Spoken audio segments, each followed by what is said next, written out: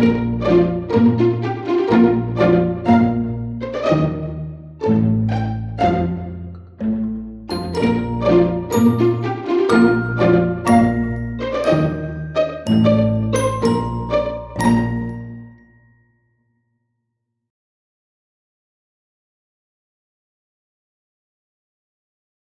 んばんは。ただいま京阪本線香里園駅1番のりばに来てます。まもなく香里園駅21時54分発の臨時快急、京都で待合駅が8両に来ます。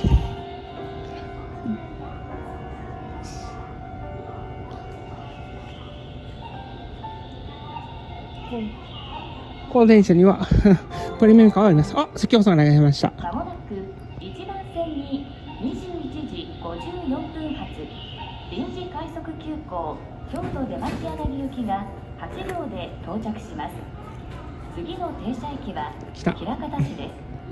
黄色い点字ブロックの内側でお待ちください。車両はこれは6000系の6007Fです。